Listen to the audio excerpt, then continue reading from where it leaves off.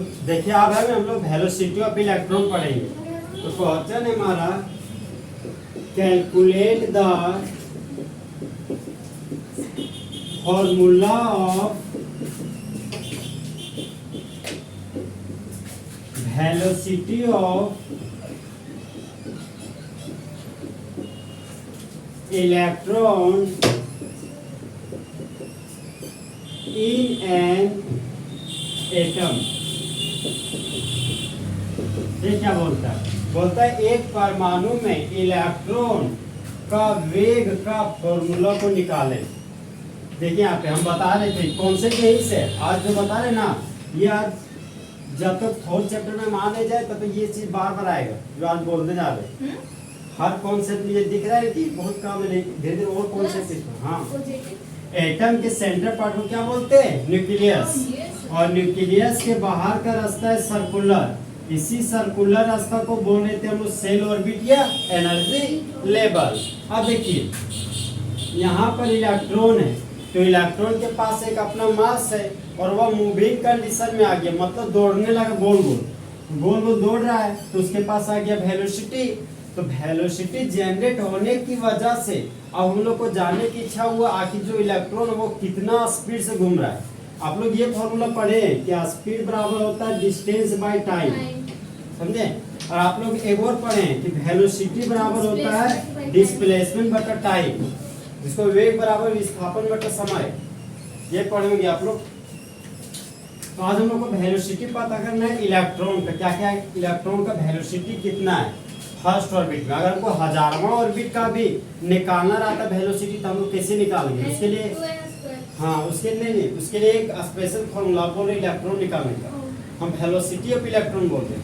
तो देखिए यहाँ पे हम लोग के पास फॉर्मूला है कि वेलोसिटी ऑफ nth ऑर्बिट बराबर 2.18 into 10⁶ Z/n मीटर पर सेकेंड। अभी फॉर्मूला आया कहाँ से? फिर वही है जो बोले थे ना कि नहीं है 4 पाई पर मनोज तो उसी पर है। वहाँ जहाँ 4 पाई बोल रहे हैं वहाँ 2 पाई होगा, 2π²। हाँ मतलब क्या करें फॉर्मूला ऐसे। तो हम आपको जो वॉइस भेज रहे नोट्स कंप्लीट नोट्स भेज रहे हैं, आप लोग पूरा लिखिएगा, समझे? तो वेलोसिटी ऑफ nth ऑर्बिट बराबर 2.18 into 10⁶ into Z/n मीटर पर सेकेंड। तो हम लोग जानते हैं कि 1 मीटर बराबर कितना होता है? 100 सेंटीमीटर। अरे 1 मीटर बराबर 100 सेंटीमीटर, और 100 सेंटीमीटर को क्या लिख सकते हैं? 10⁻² सेंटीमीटर। तो वेलोसिटी ऑफ nth ऑर्बिट निकालना है। तो वेलोसिटी ऑफ nth ऑर्बिट बराबर हो गया 2.18 into 10⁶।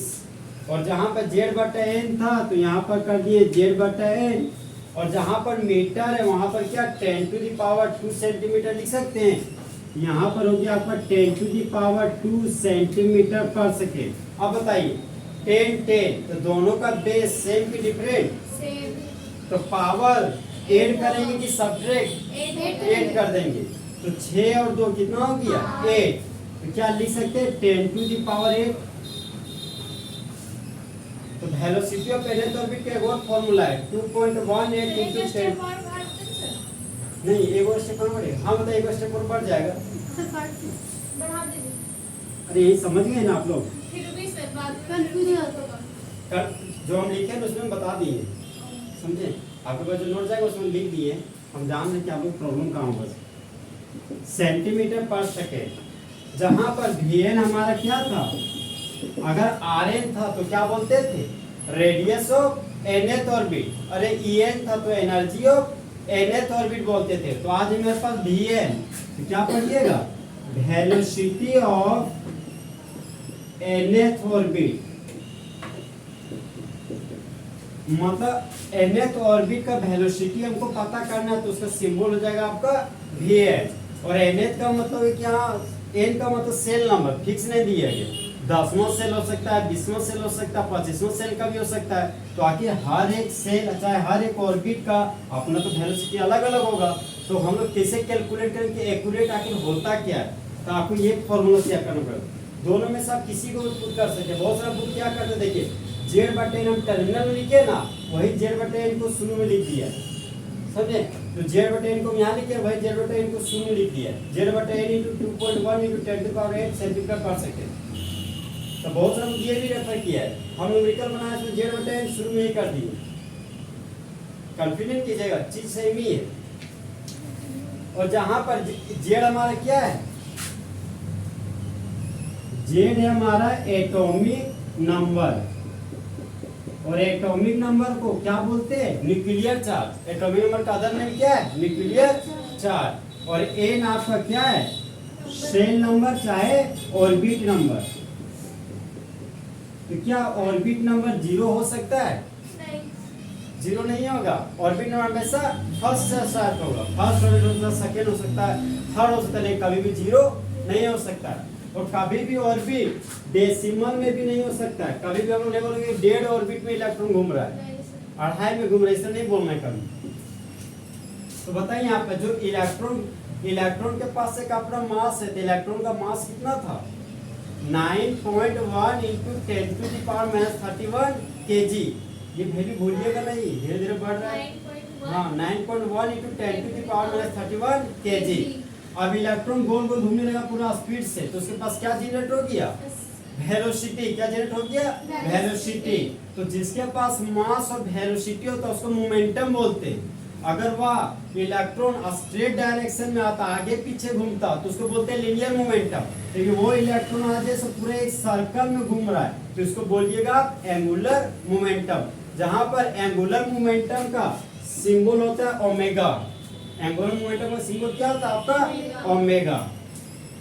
अब देखिए हम बोलते थे कि इलेक्ट्रॉन है सो गोल गोल घूम रहा है, तो देख रहे इलेक्ट्रॉन को लगता है कभी हम इधर फेंका रहे, इलेक्ट्रॉन को कभी लगता है कुछ हम इधर फेंका रहे, तो उसके पीछे वजह क्या, देखिए उसको लग रहा है कि इधर बाहर जाते हुए दिखा रहे, बाहर जाता नहीं है। उसके पीछे 2 फोर्स है, इसके पीछे 2 फोर्स है कि आखिर क्यों नहीं जाता है। यहाँ पर 2 फोर्स लग रहा है, देखिए क्या 2 फोर्स। मान लीजिए आपका इलेक्ट्रॉन है, ठीक है, अंदर में आपका न्यूक्लियस है, न्यूक्लियस के ऊपर प्लस चार्ज है, ये आपका माइनस चार्ज है। तो हम लोग जानते हैं कि 2 अपोजिट चार्ज, अरे K टायर और N आयन के बीच एक आकर्षण का बल काम कर रहा है। तो यहाँ पर एक सेंटर, ये न्यूक्लियस क्या करता है, इस इलेक्ट्रॉन को अपनी ओर खींचता है। एक फॉर्मूला होता है, 12th में पढ़ा जाता है कि फोर्स ऑफ अट्रैक्शन या फोर्स ऑफ रिपल्शन बराबर Q1 इंटू Q2 बटा R²। जहां पर पढ़े हैं क्या, ये आपका इलेक्ट्रोस्टैटिक फोर्स भी कहलाता है, ये फॉर्मूला समझे। यहाँ पर Q1 और Q2 आपका चार्ज है और R आपका रेडियस है, और यहाँ पर फोर्स ऑफ अट्रैक्शन भी हो सकता है, फोर्स ऑफ रिपल्शन भी हो सकता है। अगर दोनों चार्ज आपका प्लस प्लस होगा तो फोर्स ऑफ रिपल्शन लिखेंगे, और दोनों चार्ज अगर प्लस माइनस होगा, K tan N होगा, तो यहाँ पर फोर्स ऑफ अट्रैक्शन लिखेंगे। तो फिलहाल में यहाँ पर 2 अपोजिट चार्ज दिख रहा है, प्लस और माइनस, तो यहाँ पर फोर्स ऑफ अट्रैक्शन यूज किए। फिलहाल हम चार्ज भी हटा देते हैं, यहाँ कुछ नहीं मानते, फिलहाल मान। ओके, अब देखिए क्या बोल सकते हैं कि force of attraction inversely proportional है रेडियस का। तो क्या बोल सकते हैं कि रेडियस बढ़ाने से फोर्स ऑफ अट्रैक्शन घटता है। आप ही के लिए बोलते हैं कि दूरियां बढ़ने से लगाव कम होता है। देखिए ना, आप घर में थे तो फैमिली से मिलने का टेंडेंसी ज्यादा, अब दूर हो गए तो फैमिली से मिलने का टेंडेंसी कम।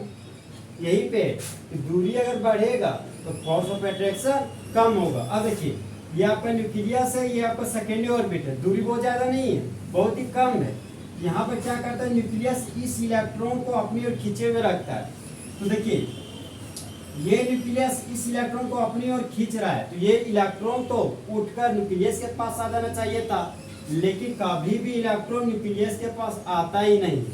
तो उसको पूछे इलेक्ट्रॉन को, यार कि तुमको बुला रहे बहुत देर से, तुम आ नहीं रहो, क्यों नहीं आ रहे। तो इलेक्ट्रॉन बोलता है यार मेरे ऊपर एक और फोर्स लग रहा है।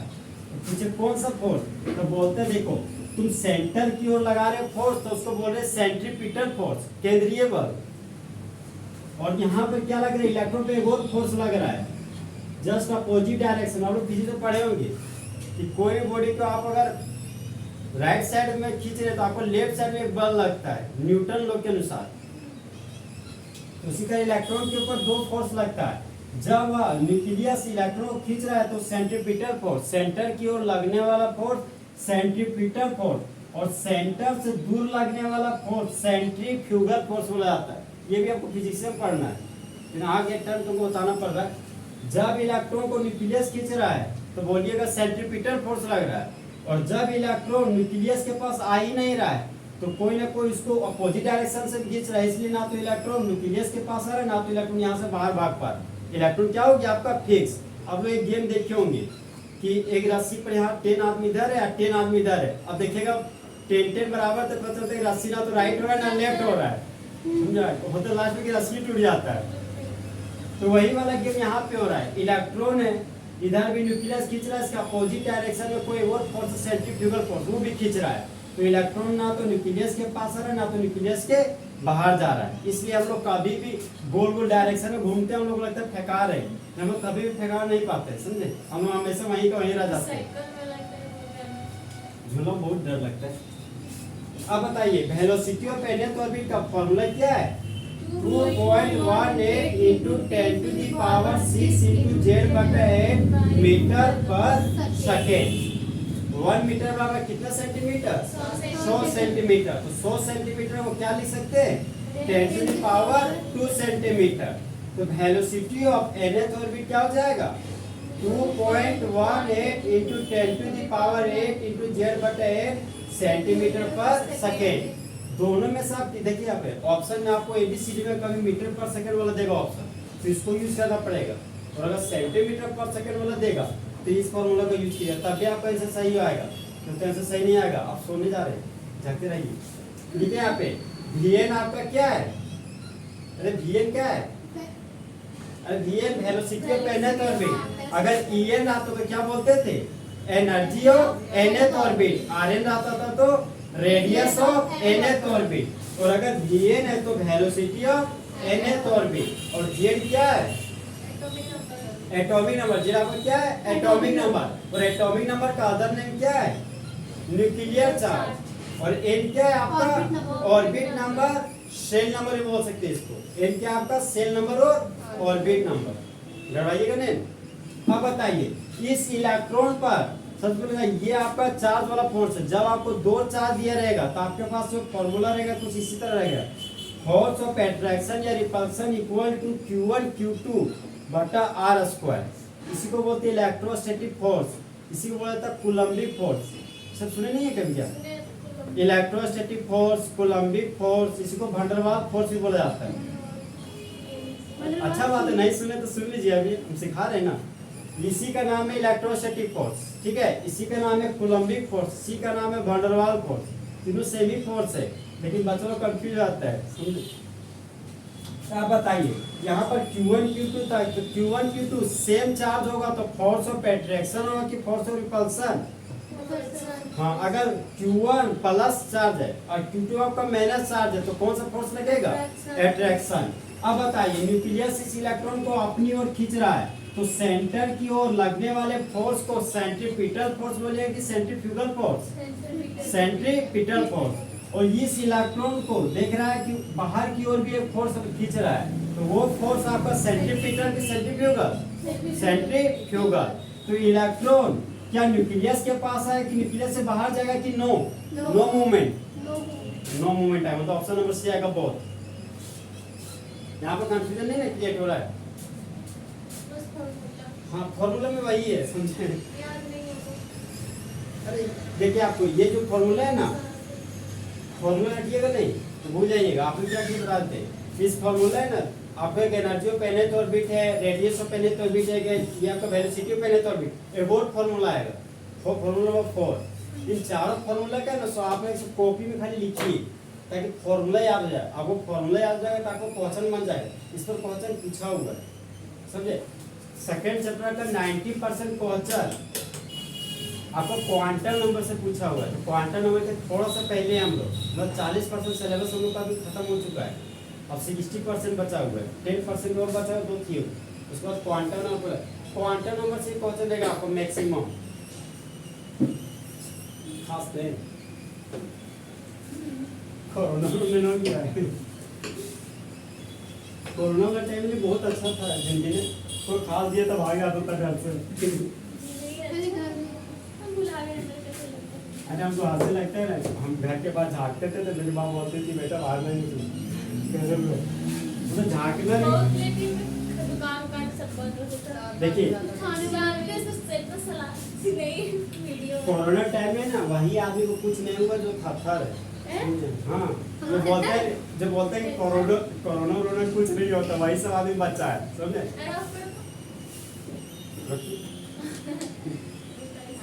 देखिए यहाँ पे न्यूमेरिकल है आपका, calculate the velocity of electron in first and second Bohr's orbit of hydrogen atom.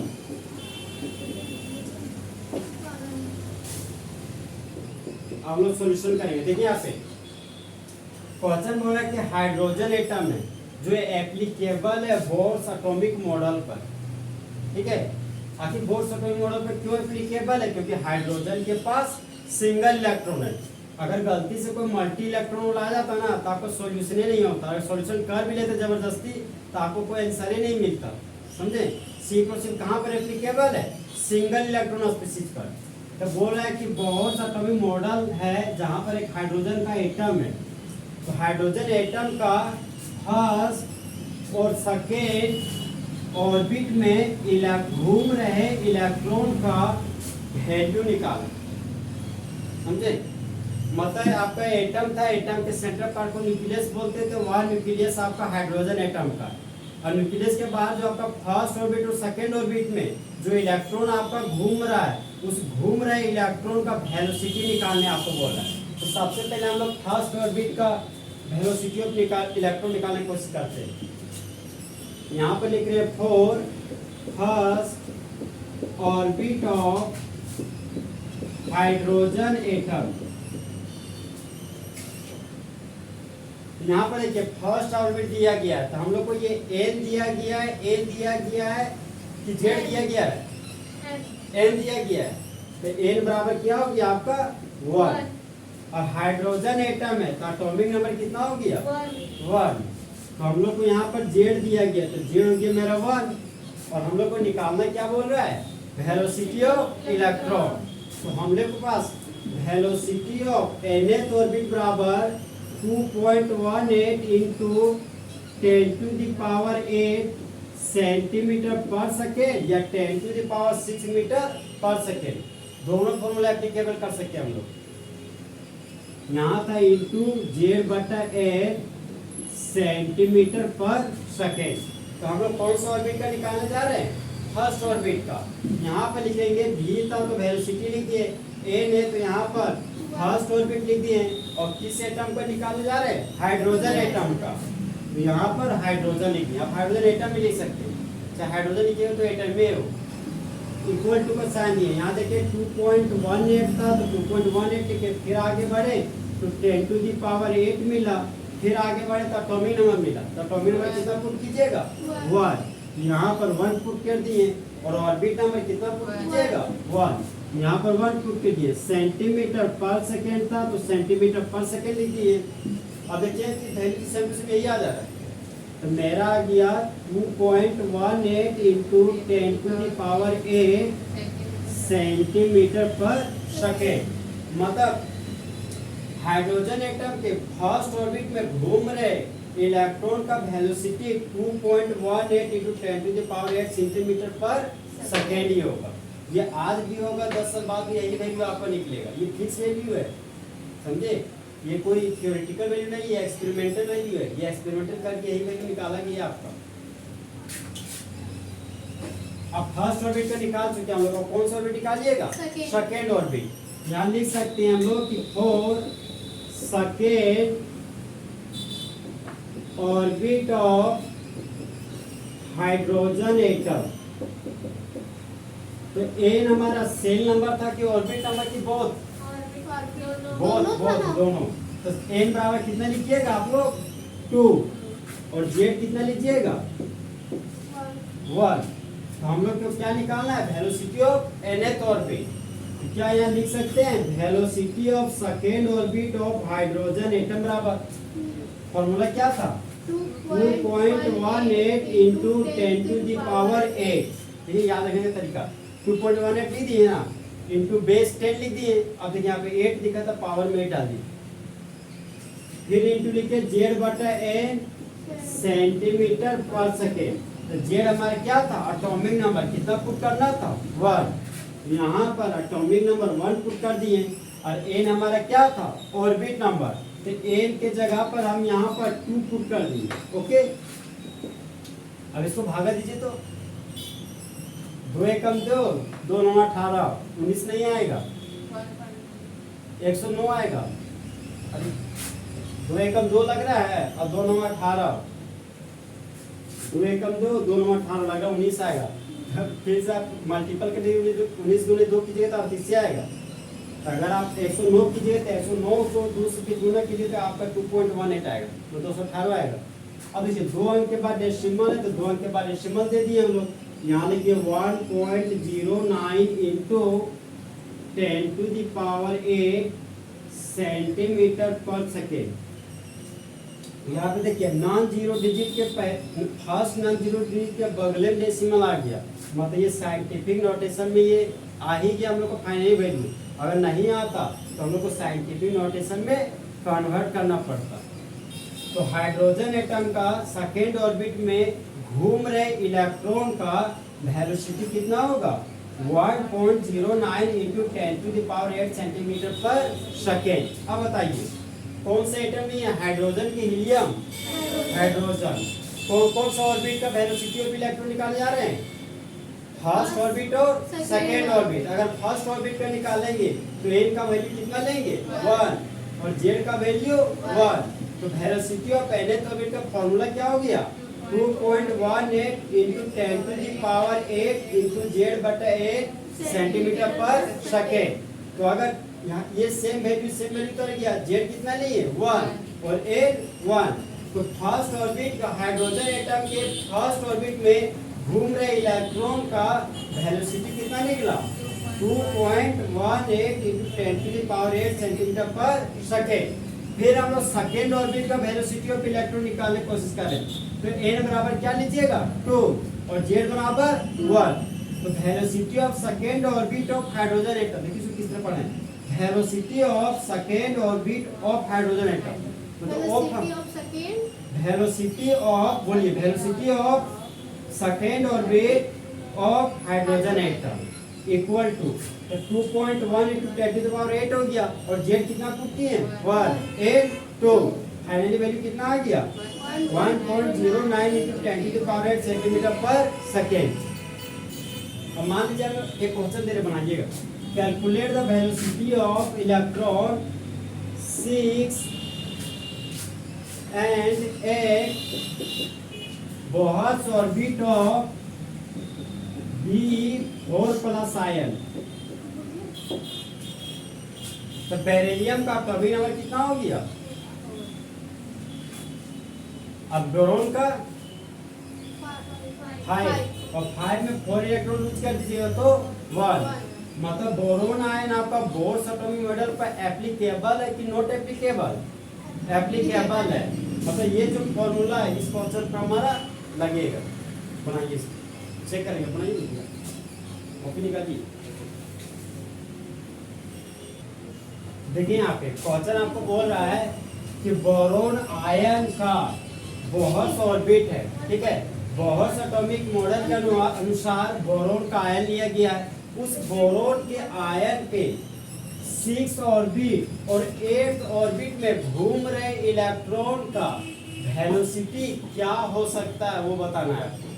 देखिए यहाँ पे 4, सबसे पहले 6 ऑर्बिट का निकाले, यानी कि 4 6 orbit of B4 plus ion, मतलब बोरोन आयन, जहां पर एन आपका ऑर्बिट नंबर की कौन सा नंबर है ये, ऑर्बिट नंबर, मोबाइल नंबर याद रखिएगा, ऑर्बिट नंबर। हाँ, तो एन है आपका कितना 6 ऑर्बिट, तो एन बराबर कितना हो गया आपका 6, और एटॉमिक नंबर बोरोन का कितना होता है 5, तो जेड बराबर कितना हो गया आपका 5। यहाँ पे वेलोसिटी ऑफ nth ऑर्बिट निकाल है, तो 2.1 × 10⁸ इंटू z/10 सेंटीमीटर पर सेकेंड, ये आपका एक वैल्यू हो गया।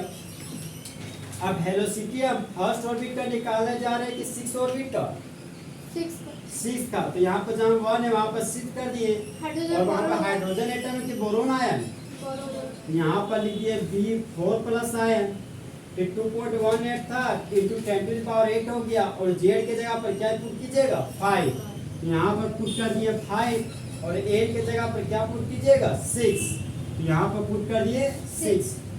अब इसको कैलकुलेट करना, फिर आगे मेरा 6 ऑर्बिट हो गया, अब हम लोग 8 ऑर्बिट में आ गए, तो 4 ऑर्बिट ऑफ बोरोन आयन। अब बताइए इसका ऑर्बिट नंबर कितना हो गया,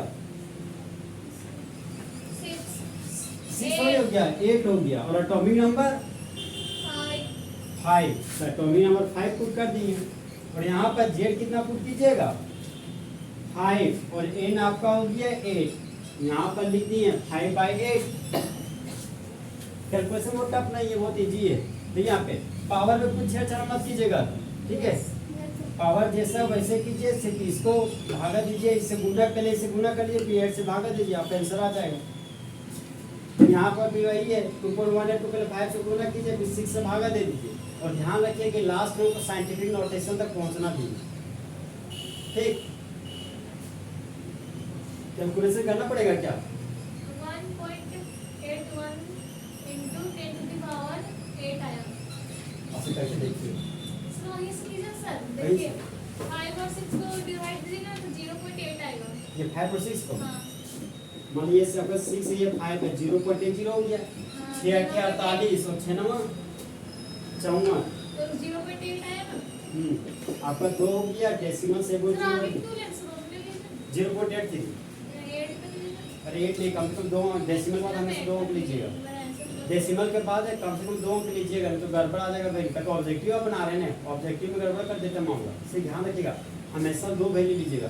तो आपका आ गया ऊपर में 0.83, तो 2.18 है, और आपका 0.83, तो 8 किया 24 का 4, हाथ में बचा 2, 3 एकम 3, 3 और 2 हो गया 5, 3 कितना हो गया आपका 6,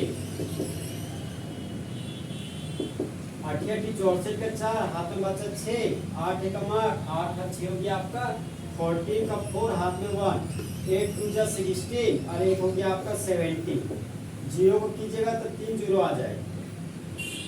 अब यहाँ 4 आया, यहाँ पर 9 आया, 6 4 10 0 1 7 1 8 और 1।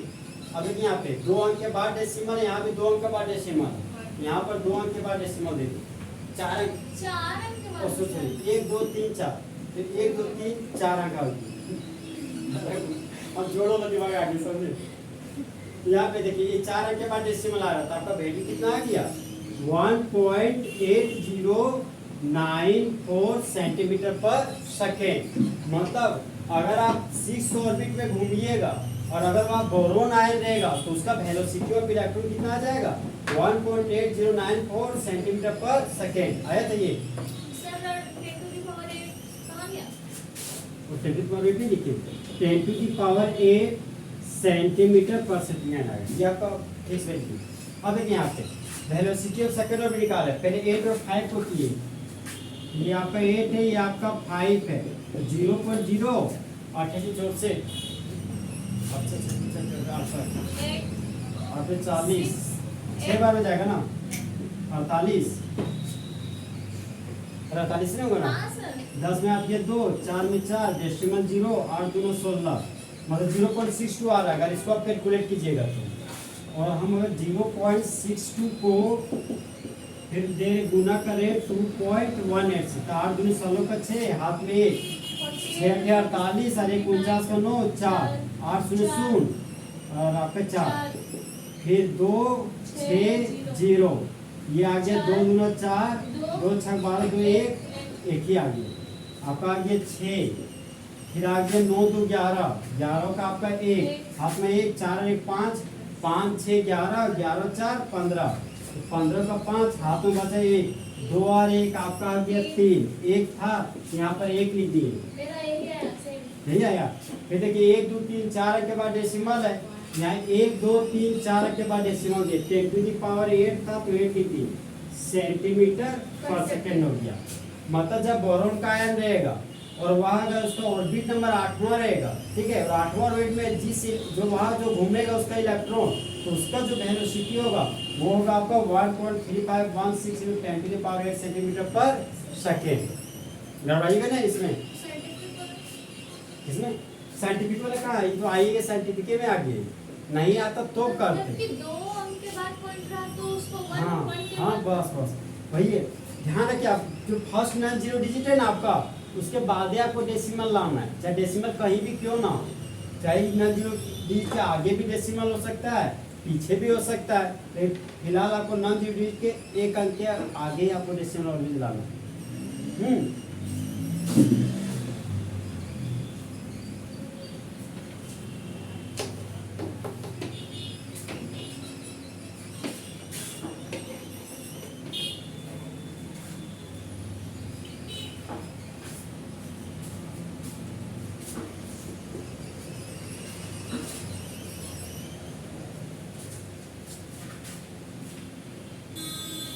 देखिए नेक्स्ट क्वेश्चन है आपका, calculate the ratio of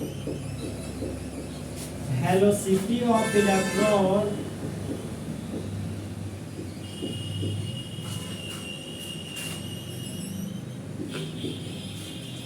in second and fourth orbit of hydrogen atom. हाँ, हम आपको हाइड्रोजन एटम पर फोकस इसलिए बार बार दिला रहे हैं क्योंकि सबसे फेमस हाइड्रोजन ही है, समझे। आयरन जल्दी केस में आपको नहीं देते, इसके पीछे वजह ये है क्योंकि आयरन वाला बहुत सारा बच्चे हैं जो पता ही नहीं चल पाता तो कि 1 इलेक्ट्रॉन की 2 इलेक्ट्रॉन, समझे। आयरन वाला केस में मैक्सिमम बच्चा गलत करता है, इसलिए कंपटीशन में हमेशा हर साल एक फिक्स क्वेश्चन आता है, calculate the electron proton neutron, समझे। हर सब पूछते ये क्वेश्चन, तो आयरन वाला देता है तो फंस जाता है, पता ही चलता है कि कौन होगा सही। इसी यहाँ पे देखिए, अब बोला हाइड्रोजन नाम का एक एटम है जिसका सेकेंड और फोर्थ ऑर्बिट में घूम रहे इलेक्ट्रॉन का वेलोसिटी का रेशियो को निकाले, और रेशियो का मतलब आपका क्या हो गया, अनुपात। तो मैं हमको क्वेश्चन में दिया गया है for second orbit of hydrogen atom. सबसे पहले हम हाइड्रोजन एटम के सेकेंड ऑर्बिट का निकालने जा रहे हैं। तो हम लोग के पास यहाँ पर सेकेंड ऑर्बिट क्या बता रहा है आपको, अरे एन बता रहा है कि एन है ना, और एन बता रहा है, एन बता रहा है, ठीक है। तो एन बराबर कितना हो गया आपका 2, और हाइड्रोजन एटम का एटॉमिक नंबर कितना हो गया 1। तो वेलोसिटी ऑफ पहले ऑर्बिट का फॉर्मूला क्या हो गया 2.18 10 टू द पावर 8 से ओ जेड बटा एन ना, हाँ वही बोल जो आप बोलो वही बोले, जेड बटा एन सेंटीमीटर पर सेकेंड। अब हमको वेलोसिटी किसका निकालना है, सेकेंड ऑर्बिट का। यहाँ लिखेंगे velocity of second orbit of hydrogen atom बराबर, यहाँ पर 2.18 था तो वही छाप दिए, 10 टू द पावर 8 था तो वही फोटोकॉपी कर दिए, एटॉमिक नंबर 1 था तो 1 लिख दिए, ऑर्बिट नंबर 2 था तो 2 लिख दिए, और ये हो गया सेंटीमीटर पर सेकेंड। नहीं सेम नहीं आएगा, ये आपको होगी इक्वेशन नंबर 1। जब आप रेशियो निकालिएगा तो इक्वेशन नंबर 1 और 2 करके निकालिएगा, ये होगी आपका इक्वेशन नंबर 1। अब हम निकालने जा रहे हैं इक्वेशन नंबर 2। सेकेंड ऑर्बिट का हमको निकल चुका है, अब हम लोग फोर्थ ऑर्बिट का निकालने जा रहे हैं। तो fourth orbit of hydrogen atom, तो एन बराबर कितना हो गया आपका 4, और एटॉमिक नंबर कितना हो गया 1, और आप लोग निकालने क्या जा रहे हैं वेलोसिटी ऑफ nth ऑर्बिट, यानी nth ऑर्बिट नहीं फोर्थ ऑर्बिट, कौन सा ऑर्बिट निकालने जा रहे हैं फोर्थ ऑर्बिट। तो nth के जगह पर आपको फोर्थ ऑर्बिट निकालना पड़ेगा, और किस एटम के लिए निकालने आप लोग हाइड्रोजन एटम, तो हाइड्रोजन लिख दिए, इक्वल टू फॉर्मूला बोलिए 2.18 into 10 to the power 8 z/8 centimetre पर सेकेंड। तो जेड की जगह पे क्या पुट कीजिएगा? 1 और ऑर्बिट का नंबर, ऑर्बिट का नंबर वो थोड़ी है, 4 है, 4 हो गया। ये आपको इक्वेशन नंबर 2। यहाँ लिखेंगे हाँ dividing equation 1 and 2 we get. जब इक्वेशन 1 को भागा दे इक्वेशन 2 से तो हम लोग पा रहे हैं। अब देखिए आपका इक्वेशन 1 कितना है? ये आपका velocity of second orbit of hydrogen atom, एक है आपका velocity of fourth orbit of hydrogen atom. तो मेरे पास ये वैल्यू है 2.18 into 10 to the power 8 Guna 1/2। Okay, फिर आपके पास एक और वैल्यू है 2.18 into 10 to the power 8 into 1/4। अब देखिए सर पलट दीजिए। दोनों सेम टर्म है तो ये तो कैंसिल आउट हो गया। अब पलट देंगे, ये हो गया आपको 1/2 into 4/1। कट जाएगा। समझ पा रहे हैं कैसे? ये Yes, सब sir. ये 4 देखिए बटा के नीचे बटा आ गया, ये 4 ऊपर चल गया, 2 आएगा, 2:1। तो 2 आ गया, तो आगे मेरा 2/1 मतलब 2:1। Yes. रेशियो कितना आ गया आपका? 2:1। तो हाइड्रोजन एटम के सेकेंड और फोर्थ ऑर्बिट के वेलोसिटी ऑफ इलेक्ट्रॉन का रेशियो हो गया आपका 2:1। तो ऑप्शन में आपको ये दिया रहेगा, Thank you. घबराइएगा नहीं। Next. अब बताइए आपको कौन सा ऑर्बिट दिया गया है यहाँ पे क्वेश्चन में? 4th and second and fourth orbit. अरे उल्टा पढ़िए तो रेशियो वाला उल्टा आ जाएगा। बोले तो सब सेकंड एंड हाँ, सेकेंड एंड फोर्थ ऑर्बिट किस एटम के लिए दिया गया है? Hydrogen atom. तो वेलोसिटी ऑफ nth ऑर्बिट का फॉर्मूला क्या हो गया? 2.18 into 8 z/n सेंटीमीटर पर सेकेंड। तो आप देखिए यहाँ पे वेलोसिटी ऑफ nth ऑर्बिट किस एटम के लिए निकाल रहे हैं? हाइड्रोजन एटम के लिए। तो z का वैल्यू कितना हो गया? 1 और ऑर्बिट का नंबर 2। ये क्या हो गया? Equation number 1। फिर आगे आपका इक्वेशन नंबर 2 में ऑर्बिट का नंबर कितना लीजिएगा? 4 और एटॉमिक नंबर 1। तो velocity of nth orbit hydrogen atom का फॉर्मूला क्या हो गया? 2.18 into 10 to the power z/n centimetre पर सेकेंड। यहाँ पर z कितना हो गया? 1 और ऑर्बिट नंबर 4। फिर जब आपको रेशियो निकालना है तो इक्वेशन 1 और इक्वेशन 2 को आपस में क्या कीजिएगा? डिवाइड। तो डिवाइड करेंगे तो वेलोसिटी ऑफ सेकेंड ऑर्बिट का रेशियो कितना है? 2 और वेलोसिटी ऑफ फोर्थ ऑर्बिट का 1। इस टर्म को इस तरह भी लिख सकते हैं हम लोग, velocity of second orbit is to velocity of fourth orbit बराबर 2:1। ठीक, Yes. देखिए आपका वेलोसिटी वाला खत्म हो गया, आपका लास्ट एक फॉर्मूला बचा गया अंतिम। Proper.